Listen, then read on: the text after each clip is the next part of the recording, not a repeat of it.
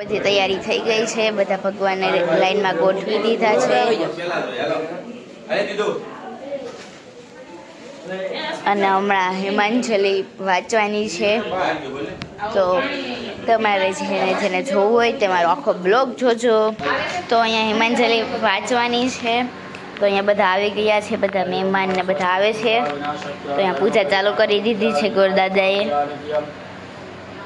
स्वस्ति भवन्तु नः नारदादि ऋषिचान्ये च तपोजना भवन्तु यजमानस्य।